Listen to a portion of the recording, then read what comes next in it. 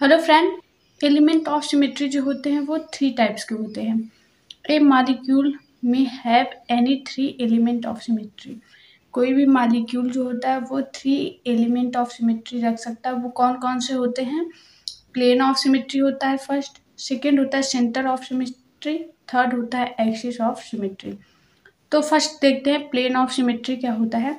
यदि किसी मॉलिक्यूल या ऑब्जेक्ट में इमेजिनरी प्लेन पास करवाते हैं तो वो दो भागों में बढ़ जाते हैं और वो दोनों भाग एक दूसरे के मिरर इमेज होते हैं, तो उसे हम क्या कहते हैं? प्लेन ऑफ सिमेट्री कहते हैं। एक बार फिर से सुन लीजिए। यदि किसी मॉलिक्यूल या ऑब्जेक्ट में इमेजिनरी प्लेन पास करवाते हैं तो वो दो भागों में बढ़ जाते हैं और वो दोनों भाग एक दूसरे के मिरर इमेज होते हैं, तो उसे हम कहते हैं POS, मतलब प्लेन ऑफ सिमेट्री। अभी हम एग्जाम्पल से आपको समझाएंगे। सबसे पहले आप इसका डिफिनीशन देख लीजिए। An imaginary plane which bisect any molecule और object into two equal part which are mirror image of each other is known as plane of symmetry, या इसको हम लिख सकते हैं इससे POS से लिखते हैं। तो अब देखते हैं एग्जाम्पल से इसको समझ लेते हैं ये होता क्या है। अब मान लीजिए हम अगर यहाँ से देखिए एक इमेजिनरी प्लेन पास कर रहे हैं यहाँ से, तो ये दोनों पार्ट देखिए, ये दो पार्ट में डिवाइड हुआ ना, एक ये वाला पार्ट और एक ये वाला पार्ट। ये वाला पार्ट देखिए ये भी सेम है। यहाँ पे देखिए B और B एक दूसरे के मिरर इमेज है, A और A एक दूसरे के मिरर इमेज है, और D और D एक दूसरे के मिरर इमेज है। तो ये दोनों पार्ट एक दूसरे के क्या है? मिरर इमेज है। तो इसमें क्या है? POS जो है वो प्रेजेंट है। अब यहाँ पे देखिए, अगर यहाँ से हम प्लेन ऑफ सिमेट्री पास कर रहे हैं, इमेजिनरी प्लेन पास करवा रहे हैं, तो क्या हो रहा है? ये वाला देखिए इसका मिरर इमेज है, ये वाला इसका मिरर इमेज है, और ये वाला इसका मिरर इमेज है। तो यहाँ पे भी प्लेन ऑफ सिमेट्री क्या है? प्रेजेंट है। अब ये एग्जांपल देखते हैं। यहाँ से अगर हम प्लेन ऑफ सिमेट्री पास कर रहे हैं यहाँ से, तो ये H इसका क्या है? मिरर इमेज है, और ये क्या है? इसका मिरर इमेज है Cl। तो यहाँ पे भी POS जो है वो प्रेजेंट है। तो ऐसे ही देखते हैं हम इमेजिनरी प्लेन पास करवाएंगे और देखेंगे ये जो दो पार्ट डिवाइड हुए हैं वो एक दूसरे के मिरर इमेज हैं या नहीं। अगर मिरर इमेज हैं एक दूसरे के तो उसमें प्लेन ऑफ सिमेट्री प्रेजेंट होगा, और अगर मिरर इमेज नहीं है तो उसमें प्लेन ऑफ सिमेट्री प्रेजेंट नहीं होगा। यहाँ पे देखते हैं, यहाँ पे अगर हम इमेजिनरी प्लेन पास करवा रहे हैं तो ये H इस वाले का मिरर इमेज है, और ये ME इस वाले ME का मिरर इमेज है। तो यहाँ पे भी प्लेन ऑफ सिमेट्री क्या है? प्रेजेंट है। आई होप ये आपको समझ में आ गया होगा। अब नेक्स्ट पॉइंट देख लेते हैं, centre of symmetry. Centre of symmetry देख लेते हैं। मॉलिक्यूल के अंदर हम इमेजिनरी पॉइंट लेते हैं और उससे एक लाइन ड्रॉ करते हैं, और उसी लाइन को स्टैंड करते हैं अपोजिट साइड में, मतलब उसी लाइन को अपोजिट साइड में बढ़ाते हैं, और हमको इक्वल डिस्टेंस पे आइडेंटिकल एटम या ग्रुप मिलता है, तो उसको हम क्या कहेंगे? उसमें सेंटर ऑफ सिमेट्री प्रेजेंट है। एक बार फिर से सुन लीजिए। मॉलिक्यूल के अंदर इमेजिनरी पॉइंट हम लेते हैं और उसे एक लाइन ड्रॉ करते हैं, और उसी लाइन को अपोजिट साइड में बढ़ाते हैं। अपोजिट साइड में अगर हम बढ़ाएंगे तो इक्वल डिस्टेंस पे अगर हमको सेम एटम और ग्रुप मिल रहे हैं तो उसको हम क्या कहेंगे? उसमें सेंटर ऑफ सिमेट्री क्या है? प्रेजेंट है।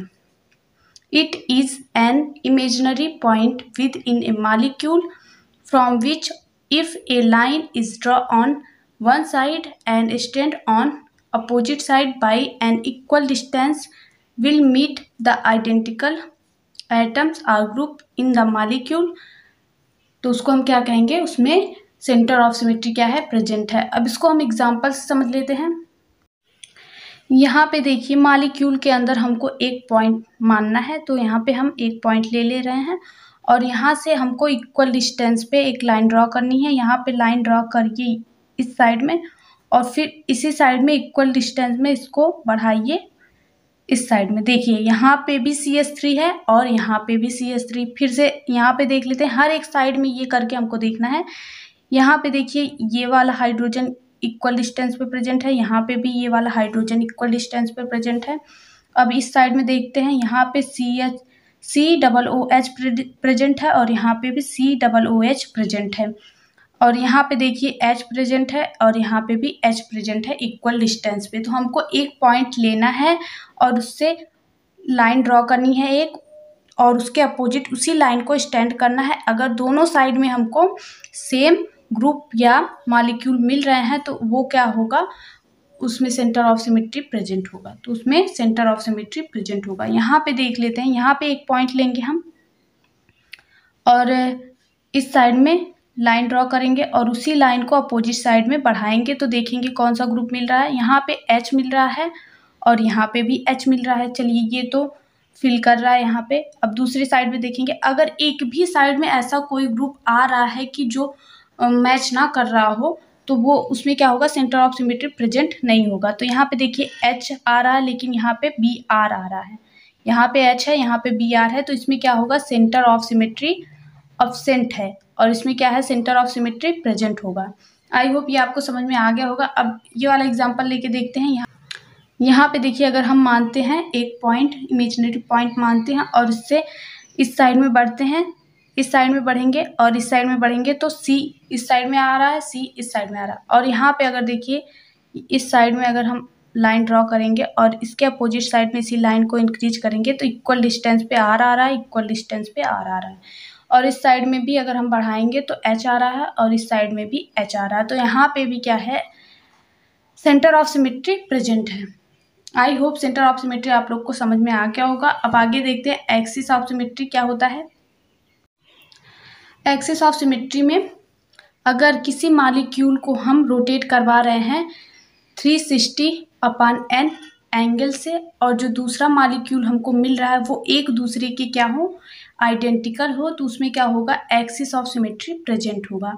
फिर से सुन लीजिए, अगर हम किसी मॉलिक्यूल को 360/n एंगल से रोटेट कर रहे हैं और वो जो दूसरा मॉलिक्यूल प्राप्त हो रहा है वो एक दूसरे के क्या हो, आइडेंटिकल हो, तो उसे हम क्या कहेंगे, एक्सिस ऑफ सिमेट्री उसमें प्रेजेंट है। If a molecule is rotate by an angle 360/n about an imaginary plane passing through it, the molecule converted into a second molecule identical. जो दोनों मॉलिक्यूल हैं एक दूसरे के आइडेंटिकल हैं, मतलब सेम है, तो उसमें क्या होगा, एक्सिस ऑफ सिमेट्री प्रेजेंट होगा। अब यहाँ पे देखते हैं 360/n को हम CN से इंडिकेट करेंगे। अगर n = 1 होगा तो एंगल ऑफ रोटेशन, मतलब कि मॉलिक्यूल को हम 360 से रोटेट करेंगे। तो यहाँ पे हम CN को डिनोट करेंगे C1 से।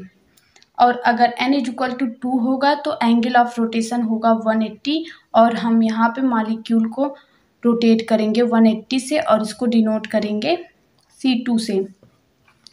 अगर n = 3 होगा देन मॉलिक्यूल को हम रोटेट करेंगे 120 से और इसको हम डिनोट करेंगे C3 से। अब एग्जांपल से समझ लेते हैं इसको। यहाँ पे देखिए BF3 का एग्जांपल लिए हैं यहाँ पे। तो BF3 का जो एग्जांपल है उसमें देखिए यहाँ पे जो एंगल बनता है कितना होता है, 120 का एंगल होता है। ये तो आप सबको पता ही होगा, 120 का एंगल होगा तो हम इसको रोटेट भी किससे करेंगे, C3 होगा। रोटेशन क्या होगा, C3 होगा। यहाँ से अगर हम इसको रोटेट करवा रहे हैं, यहाँ से रोटेट करवा रहे हैं C3 मतलब 120 डिग्री पे रोटेट करवा रहे हैं, तो ये वाला F यहाँ आ जाएगा, ये वाला F यहाँ आ जाएगा और ये वाला F यहाँ आ जाएगा।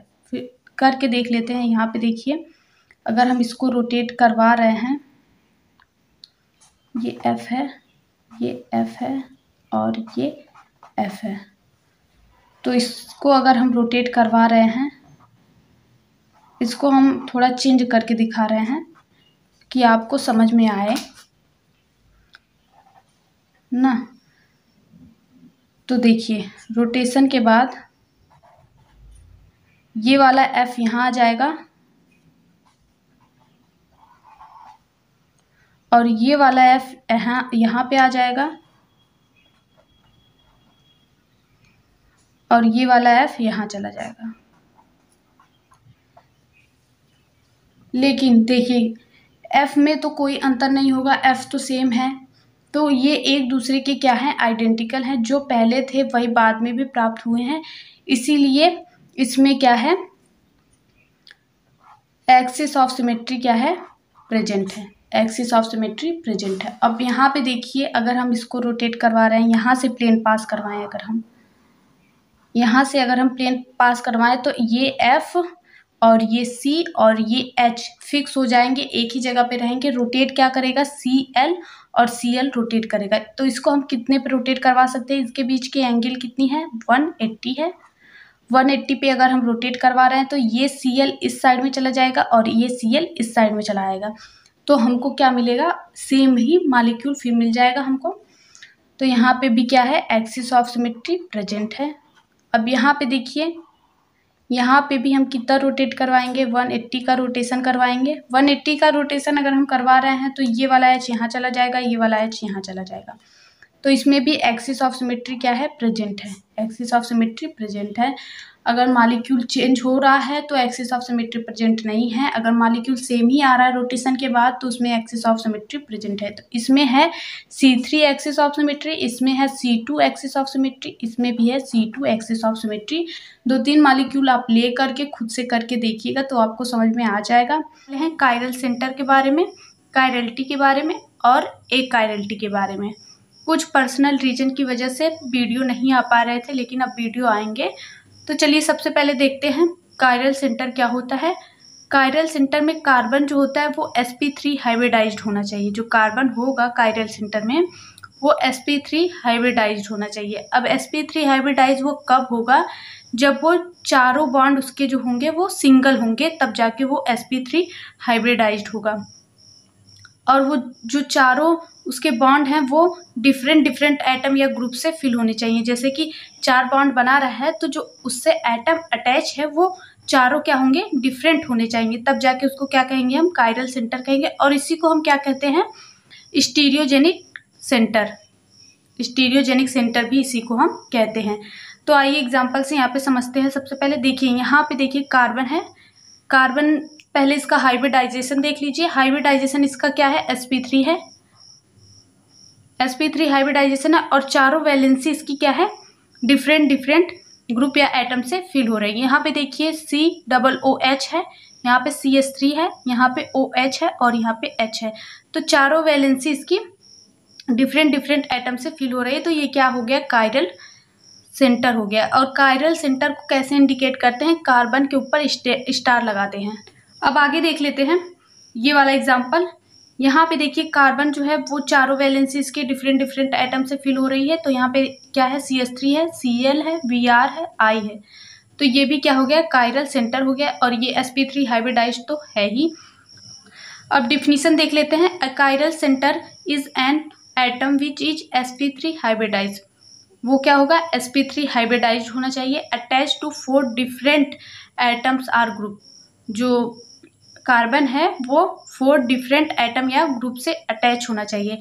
It is also known as stereogenic centre. इसको हम स्टीरियोजेनिक सेंटर भी कहते हैं। आई होप आपको कायरल सेंटर जो है वो समझ में आ गया होगा।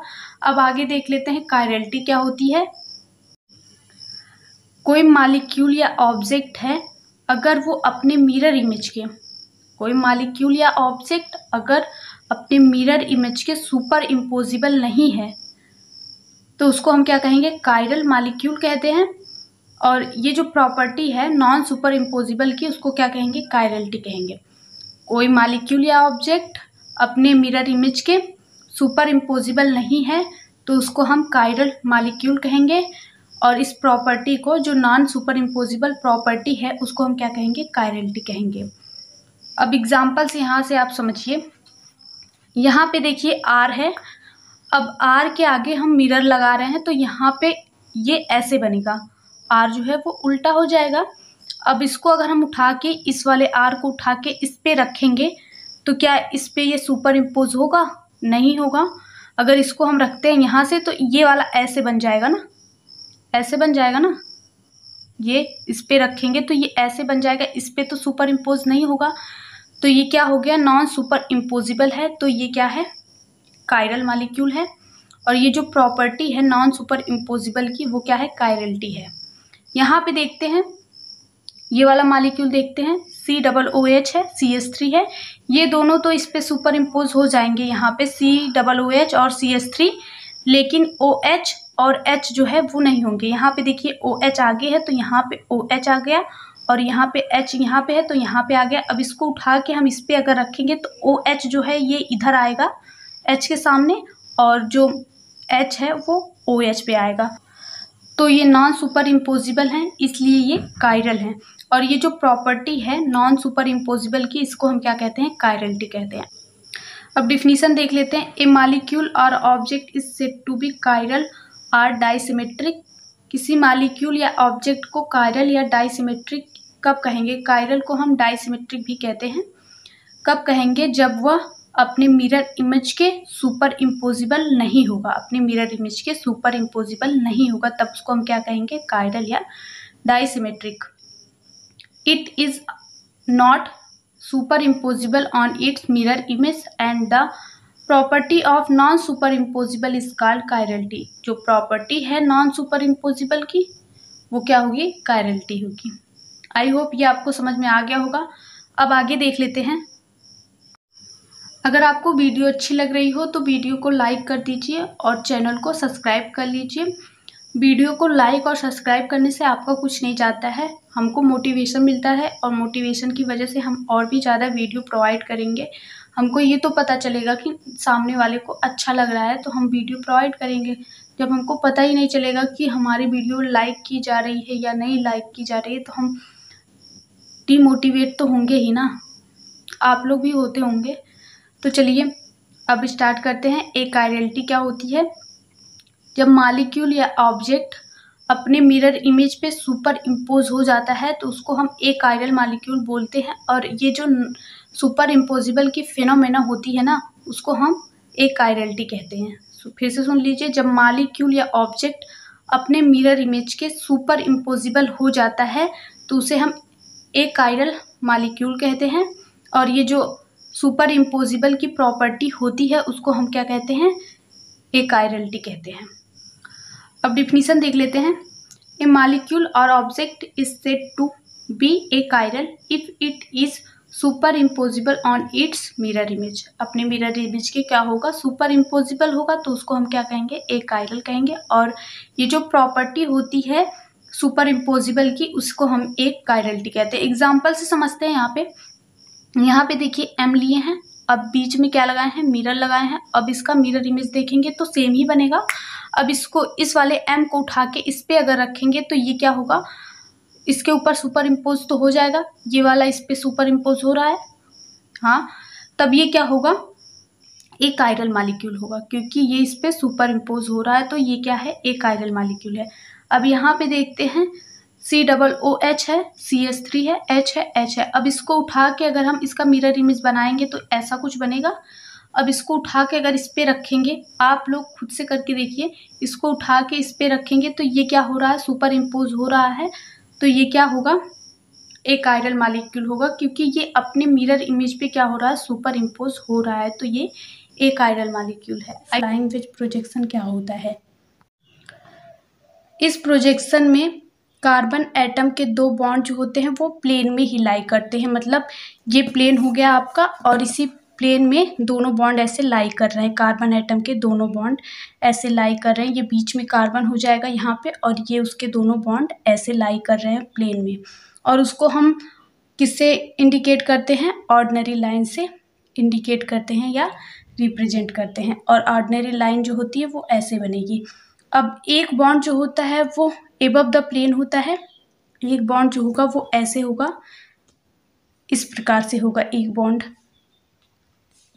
ऐसे एबव द प्लेन होगा, एक बॉन्ड ऐसे होगा, और उसको हम इंडिकेट करें थिक लाइन से, प्रकार से इंडिकेट करते हैं। और एक बॉन्ड जो होता है वो बिलो द प्लेन होता है, ऐसे होगा। ऐसे समझ लीजिए, ये बॉन्ड हो गया, ये प्लेन में ही है, ये दोनों बॉन्ड, ये एबव द प्लेन है। अब इसके नीचे से जो बनेगा ये बिलो द प्लेन में, ये वाला बॉन्ड ऐसे नीचे से जो जाएगा ना वो बिलो द प्लेन में होगा। और उसको हम इंडिकेट करेंगे डैश लाइन से, उसको इंडिकेट करेंगे डैश लाइन से। देखिए एक बार फिर से सुन लीजिए।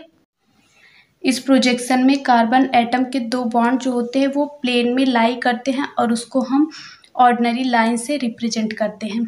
ऑर्डिनरी लाइन जो होगी वो ऐसी होगी, और एक बॉन्ड जो होता है वो एबव द प्लेन होता है, उसको हम थिक लाइन से रिप्रेजेंट करते हैं। और एक बॉन्ड जो होता है वो बिलो द प्लेन होता है और उसको हम डैश लाइन से इंडिकेट करते हैं।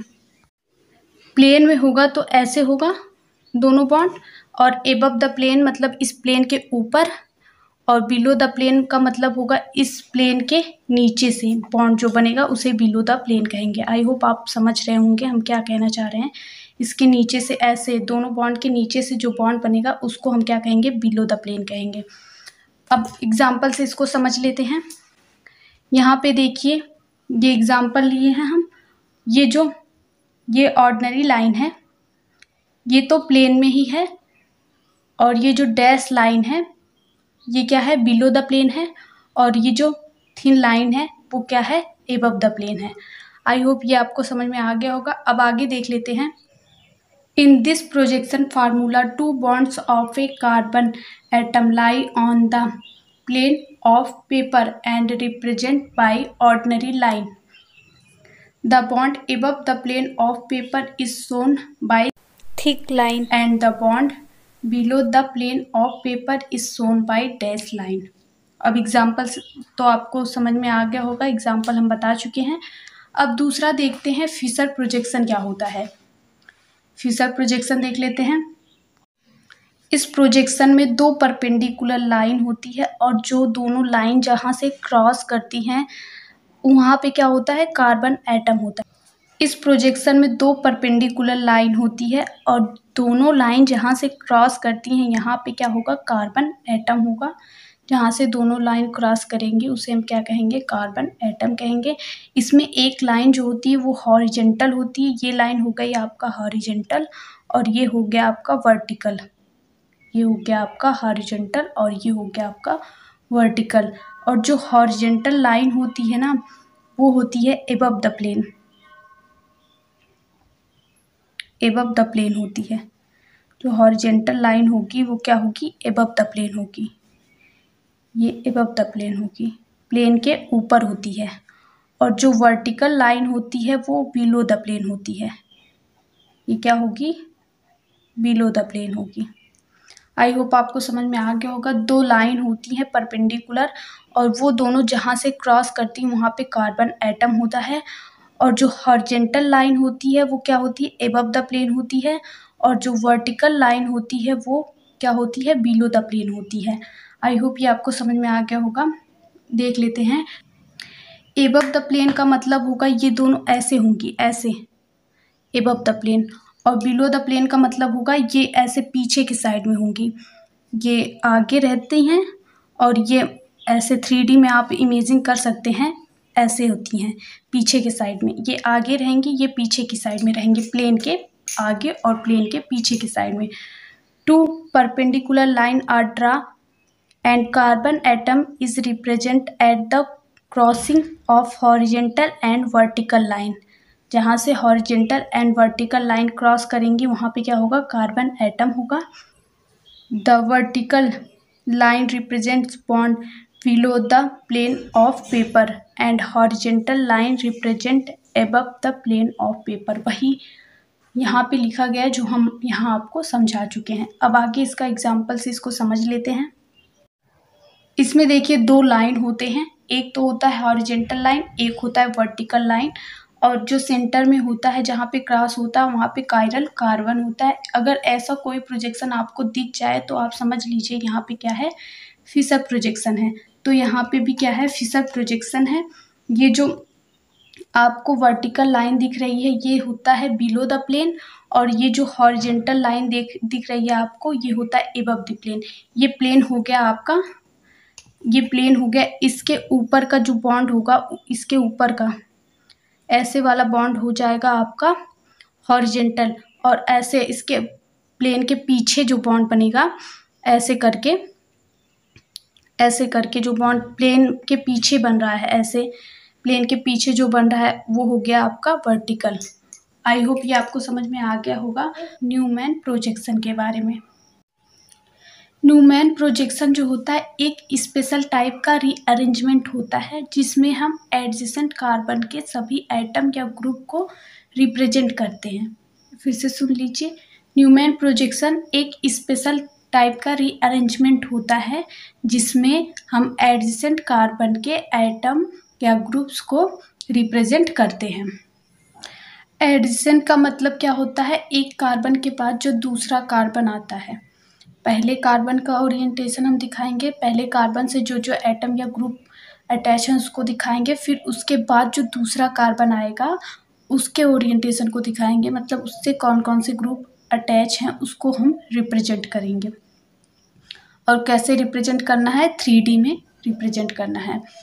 जितने भी हम आपको रिप्रेजेंटेशन अभी तक बताए हैं, मतलब प्रोजेक्शन जितना भी हम आप लोगों को बताए हैं वो क्या है, 3D रिप्रेजेंटेशन है किसी भी मॉलिक्यूल का। मॉलिक्यूल को हम कैसे 3D में देखते हैं वो बताता है कोई भी प्रोजेक्शन जो है। इस रिप्रेजेंटेशन में हम मॉलिक्यूल को कहाँ से देखते हैं, कार्बन कार्बन बॉन्ड के एक्सिस के अलोंग देखते हैं। आगे एग्जांपल जब देंगे तो आपको क्लियर हो जाएगा कि किस एक्सिस की हम बात कर रहे हैं। इसमें हम मॉलिक्यूल को कार्बन कार्बन बॉन्ड के एक्सिस के अलोंग देखते हैं। और जो फ्रंट वाला कार्बन होता है, 2 कार्बन होते हैं ना इसमें, एक पहला वाला कार्बन और दूसरा उसके बाद वाले कार्बन का जो उससे एटम अटैच हैं उसका ओरिएंटेशन हम देखते हैं। तो जो फ्रंट वाला कार्बन होता है उसको हम डॉट से रिप्रेजेंट करते हैं और जो बैक वाला कार्बन होता है उसको हम सर्किल से रिप्रेजेंट करते हैं। 2 कार्बन का होता है, 2 कार्बन का ओरिएंटेशन हम देखते हैं। पहला तो एक जो कार्बन होगा और उससे दूसरा जो कार्बन अटैच होगा उसके ओरिएंटेशन को देखेंगे। तो इसमें ना जो पहला वाला कार्बन होता है उसको डॉट से रिप्रेजेंट करते हैं और जो उसके बाद का जो कार्बन होता है उसको सर्किल से रिप्रेजेंट करते हैं। जैसे यहाँ पे देखिए CH3 है, तो इस वाले कार्बन को हम डॉट से रिप्रेजेंट करेंगे, इस वाले कार्बन को हम सर्किल से रिप्रेजेंट करेंगे।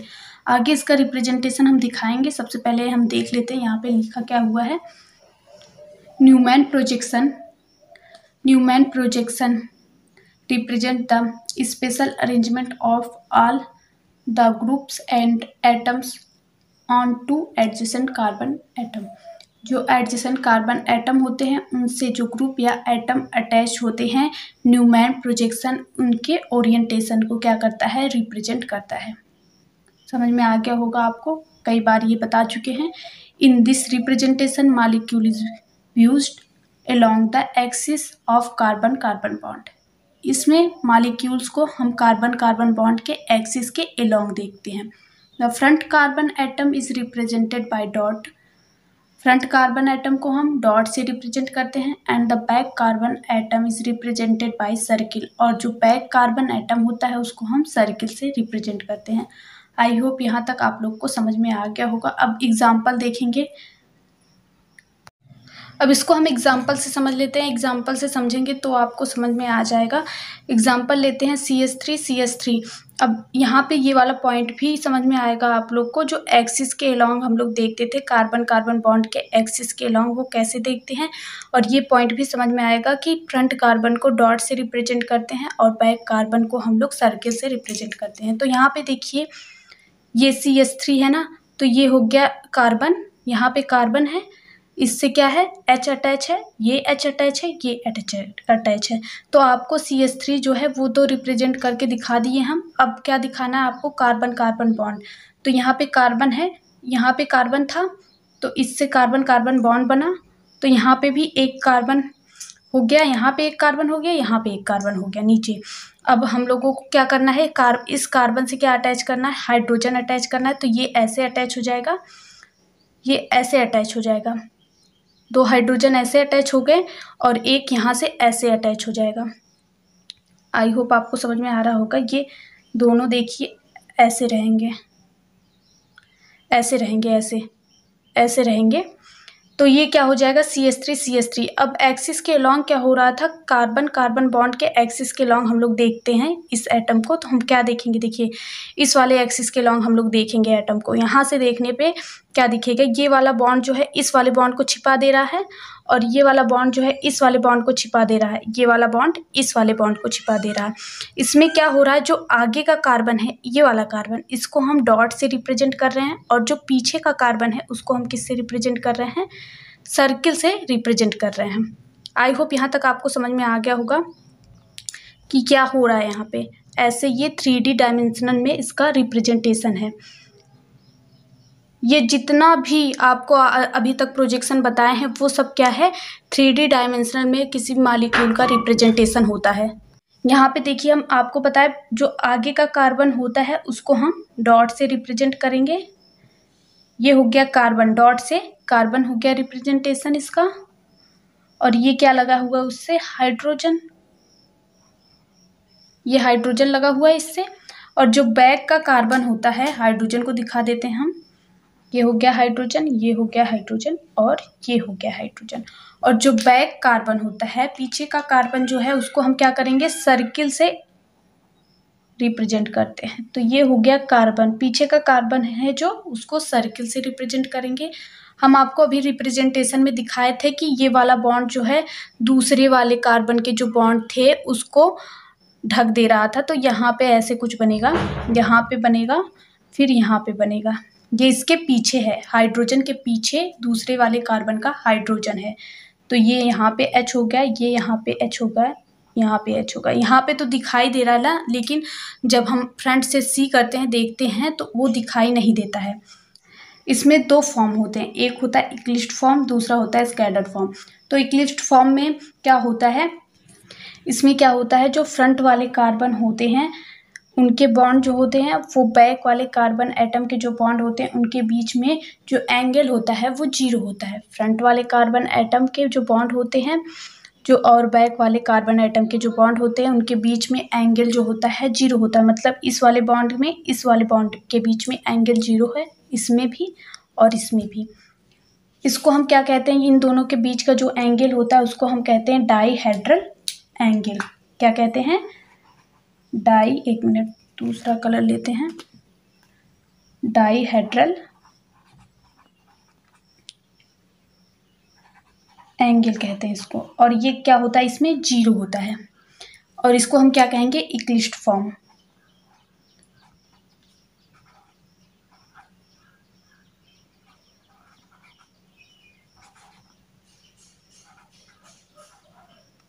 अब यहाँ पे थीटा क्या है, 0 है। अब एक होता है स्कैटर्ड फॉर्म, इसमें क्या होता है, यहाँ पे देखिए इन दोनों बॉन्ड के बीच में एंगल क्या है, 120 है, यहाँ पे 120 है। अगर हम इसको 60 डिग्री रोटेट करते हैं, इसको 60 डिग्री रोटेट करते हैं तो कैसे बनेगा, यहाँ पे देखिए फ्रंट कार्बन को आप वैसे ही रखिए जैसा वो है, तो इसको ऐसे ही रखेंगे,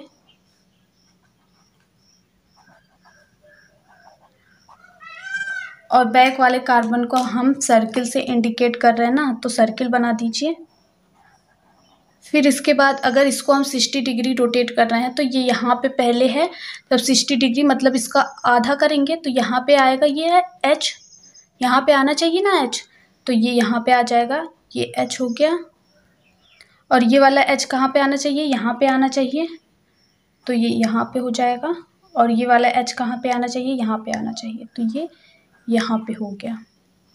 अब देखिए इसमें क्या होता है, डाईहेड्रल एंगल क्या होता है, 60 डिग्री होता है, क्योंकि देखिए इस वाले फ्रंट वाले कार्बन एटम के जो बॉन्ड होते हैं और बैक वाले कार्बन एटम के जो बॉन्ड होते हैं उनके बीच में जो एंगल होता है वो कितना होता है, 60 होता है। यहाँ पे थीटा जो है वो 60 है, इसीलिए इसको हम क्या कहते हैं, स्कैटर्ड फॉर्म, इसको कहेंगे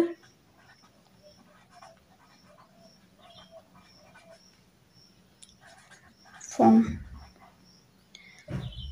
यहाँ पे थीटा 60 डिग्री होता है और यहाँ पे थीटा जो होता है वो 0 होता है, मतलब डाईहेड्रल एंगल। आपको समझ में आ गया होगा डाईहेड्रल एंगल क्या होता है, फ्रंट वाले कार्बन एटम के जो बॉन्ड होते हैं और बैक वाले कार्बन एटम के जो बॉन्ड होते हैं उनके बीच का जो एंगल होता है, मतलब ये वाला एंगल, यहाँ पे ये वाला एंगल, वो क्या होता है, यहाँ पे 0 होगा, यहाँ पे 60 होगा। इक्लिप्स्ड फॉर्म में 0 होगा, स्कैटर्ड फॉर्म में 60 होगा। आई होप यहाँ तक आपको लोगों को समझ में आ गया होगा। अब दूसरा एग्जाम्पल लेके समझ लेते हैं इसका रिप्रेजेंटेशन। अब किसका रिप्रेजेंटेशन देखेंगे, एन ब्यूटेन का देखेंगे। यहाँ पे देखिए एन ब्यूटेन लेंगे हम, एन ब्यूटेन। अब एन ब्यूटेन का फार्मूला क्या होता है, CH3 CH2 CH2 CH3। अब इसको हम इसमें 3D में इसको रिप्रेजेंट करेंगे न्यूमैन प्रोजेक्शन से, न्यूमैन प्रोजेक्शन के अकॉर्डिंग करेंगे। तो हम आपको पहले बोले थे क्या, इसको मानेंगे हम फ्रंट कार्बन, इस वाले को फ्रंट कार्बन और इसको बैक कार्बन। और ये सब कार्बन से जो अटैच हैं, यहाँ पे एक क्या अटैच है, CH3 अटैच है, दो क्या अटैच है, H अटैच है, यहाँ पे भी वही है। तो फ्रंट कार्बन को रिप्रेजेंट करके देख लेते हैं। फ्रंट कार्बन को डॉट से रिप्रेजेंट करते हैं। और इससे क्या क्या अटैच है, इससे तो 2 हाइड्रोजन अटैच है, और इससे क्या अटैच है, CH3 अटैच है। फिर अब बैक कार्बन जो है उसको क्या करेंगे, एक सर्कल से इंडिकेट करते हैं बैक कार्बन को, सर्कल हो गया। यहाँ पे भी एक हाइड्रोजन, यहाँ पे भी एक हाइड्रोजन, और यहाँ से क्या अटैच हो जाएगा, CH3 अटैच हो जाएगा। इसका नाम क्या होगा, फुल्ली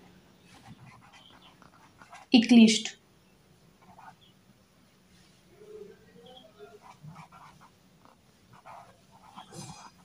इसको हम कहेंगे फुल्ली इक्लिस्ड।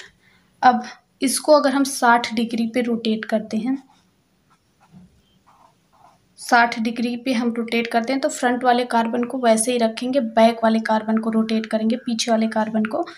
तो यहाँ पे कुछ आएगा ये, तो पहले फ्रंट वाला कार्बन वैसे ही बना देते हैं।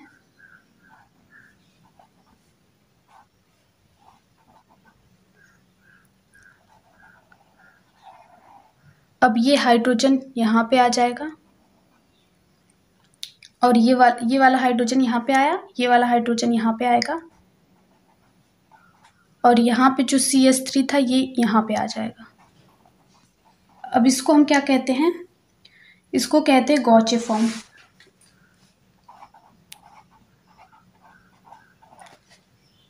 अब आगे देखेंगे, यहाँ पे देखिए इसको हम फुल्ली इक्लिस्ड क्यों कह रहे हैं, क्योंकि देखिए सेम ग्रुप के पीछे सेम ग्रुप है, हाइड्रोजन के पीछे हाइड्रोजन है, यहाँ पे भी हाइड्रोजन के पीछे हाइड्रोजन है, यहाँ पे CH3 के पीछे CH3 है, इसीलिए इसको हम फुल्ली इक्लिस्ड बोल रहे हैं। अब इसको 60 डिग्री रोटेट किए हम। अब फिर इसको हम क्या करेंगे, 60 डिग्री रोटेट करेंगे, फिर से क्या करेंगे, 60 डिग्री रोटेट करेंगे। देखना हमको कितने फॉर्म बनते हैं इसके। सबसे पहले आप फ्रंट वाले कार्बन को वैसे बना दीजिए, क्योंकि फ्रंट वाला कार्बन हम रोटेट नहीं कर रहे हैं, हम क्या कर रहे हैं, बैक वाले कार्बन को रोटेट कर रहे हैं। तो यहाँ पे हो गया आपका CH3, यहाँ पे H और यहाँ पे H। फिर इसके बाद आप सर्किल करिए, बैक वाले कार्बन को इंडिकेट करना है ना। तो अब बैक वाले कार्बन को इंडिकेट करना है, तो अब देखिए यहाँ पे क्या हो रहा है, 60 डिग्री इसको फिर रोटेट कर रहा है, तो ये हाइड्रोजन इसके पास चला जाएगा, यहाँ पे H हो गया, और ये CH3 इस वाले H के पास चला जाएगा, ये हो गया CH3, और ये वाला H इस वाले H के पास चला जाएगा। अब इसको हम क्या बोलेंगे, इसको क्या बोलते हैं, पार्शियली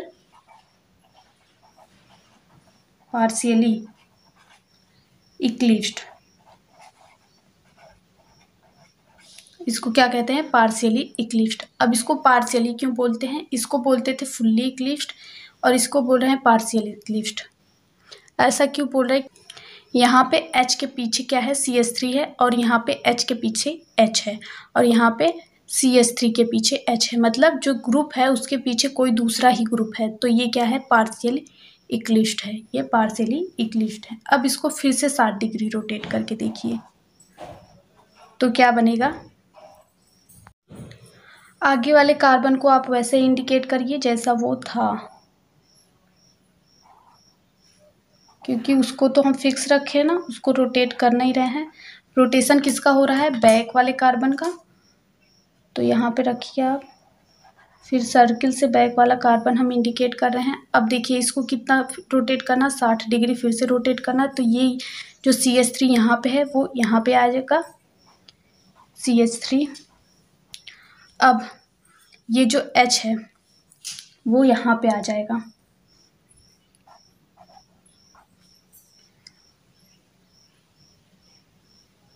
और फिर से जो ये वाला H है वो यहाँ पे आ जाएगा।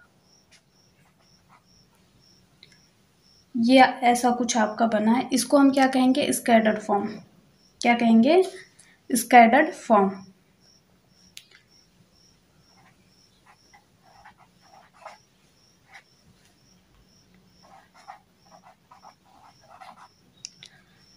अब इसको फिर से 60 डिग्री आप रोटेट करके देख लीजिए क्या बनता है।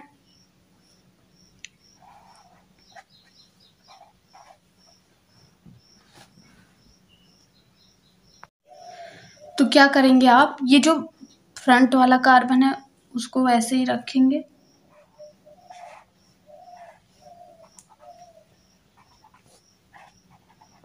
यहाँ पे CH3 है, सॉरी, और बैक वाले कार्बन को सर्किल से इंडिकेट करेंगे।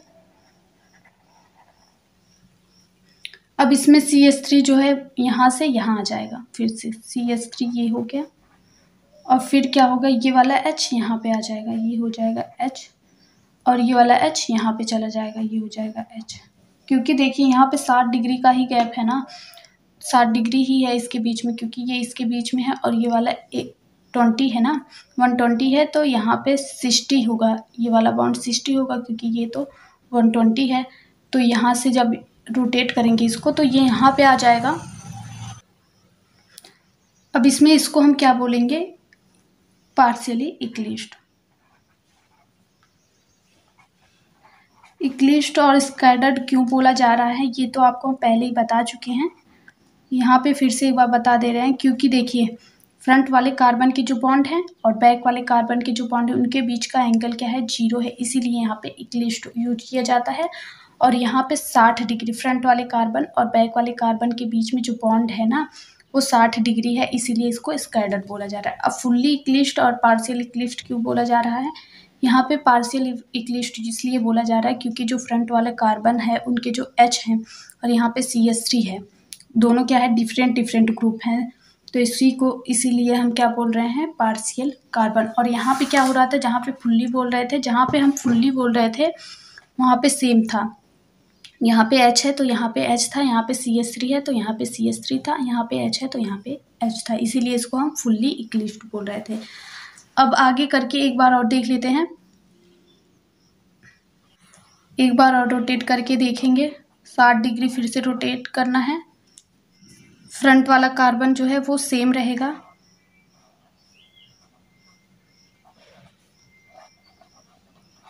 बैक वाले कार्बन को हम सर्कल से इंडिकेट करेंगे। अब ये वाला जो CH3 है वो यहाँ पे आ जाएगा, और ये वाला H यहाँ पे आ जाएगा, और ये वाला H यहाँ पे चला जाएगा। अब इसको हम क्या बोलेंगे, गॉचे फॉर्म बोलेंगे।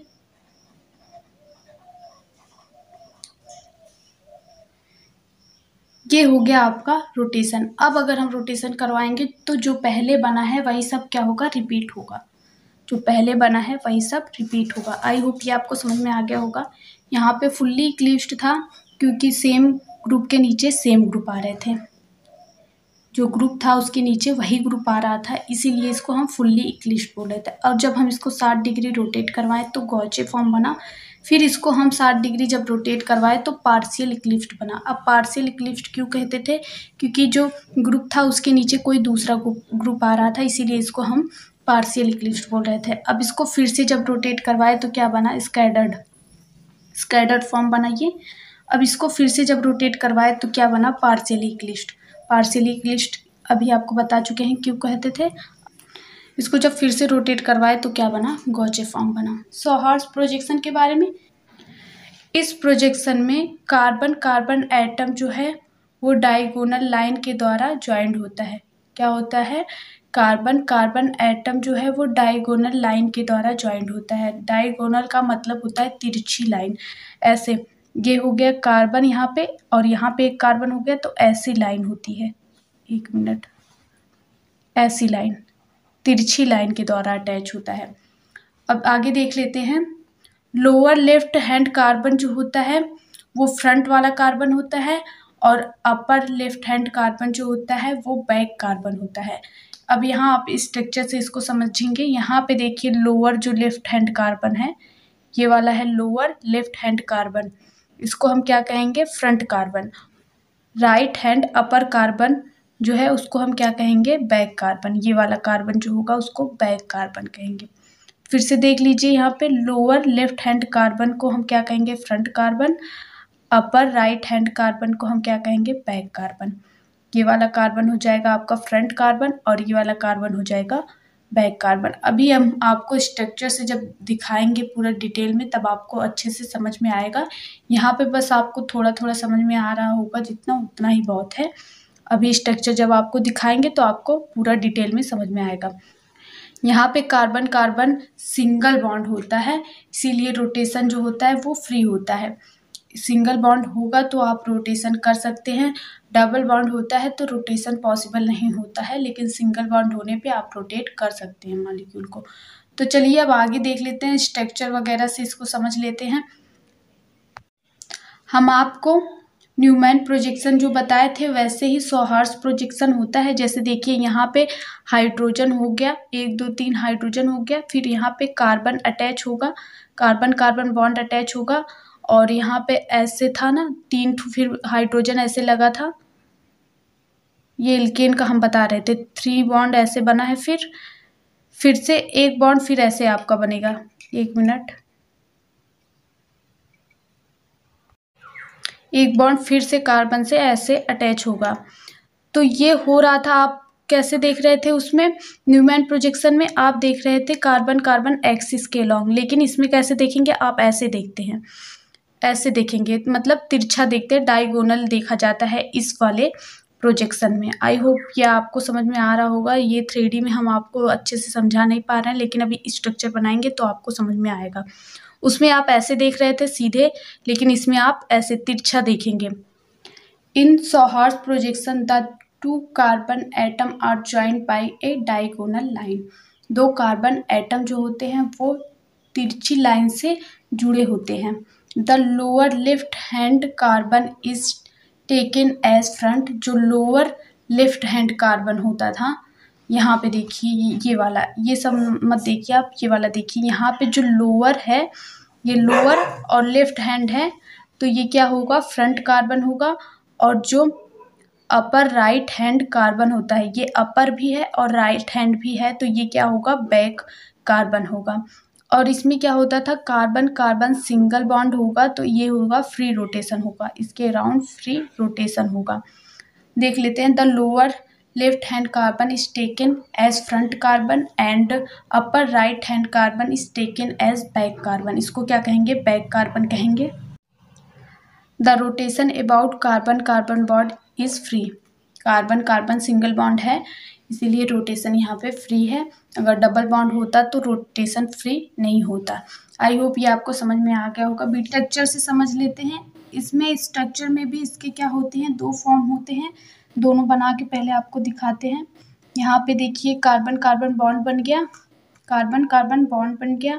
वाई जैसा स्ट्रक्चर बना दीजिए। यहाँ पे एक वाई हो गया और एक वाई यहाँ पे हो गया। अब इससे एक स्ट्रक्चर और बनेगा।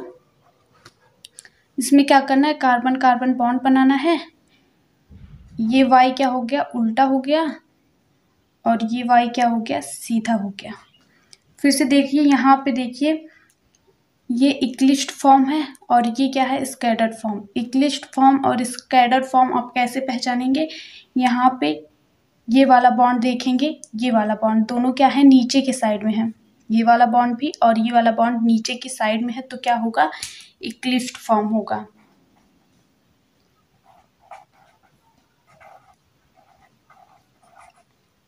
अब यहाँ पे देखिए ये वाला बॉन्ड ऊपर के साइड में है और ये वाला बॉन्ड क्या है, नीचे के साइड में है, तो ये क्या हो गया आपका स्कैटर्ड फॉर्म।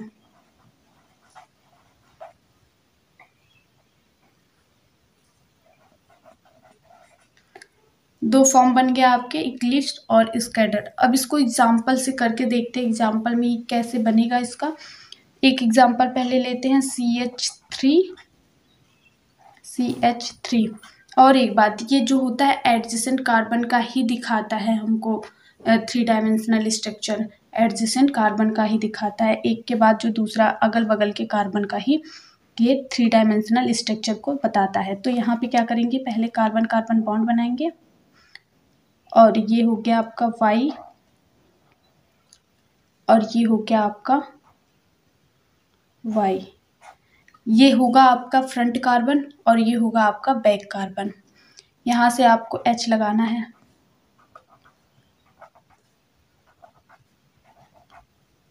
फिर से बनाएंगे, इसमें दोनों सीधे Y थे, इसमें एक क्या कर देंगे उल्टा कर देंगे और एक कर देंगे सीधा Y। फिर से H लगा देंगे, ये वाला क्या हो गया इक्लिप्स्ड फॉर्म।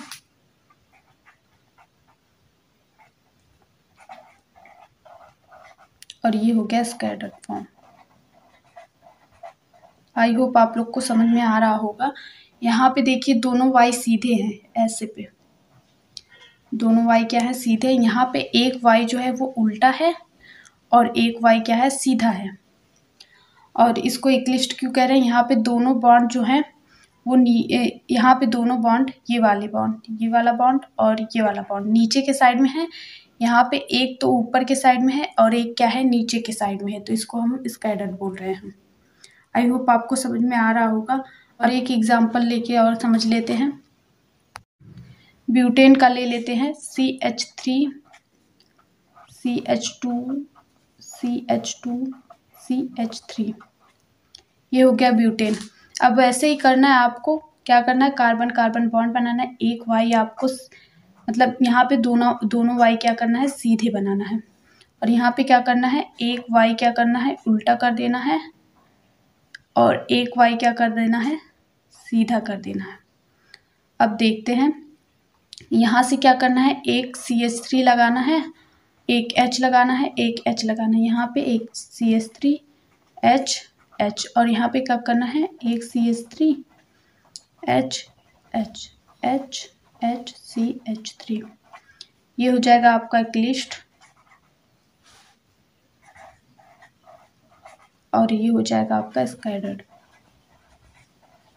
आई होप आपको समझ में आ रहा होगा, ये सब आपको समझ में आ गया होगा। वीडियो अच्छी लगी हो तो लाइक करिए, चैनल पर नए हैं तो चैनल को सब्सक्राइब कर लीजिए। Thank you for watching this video.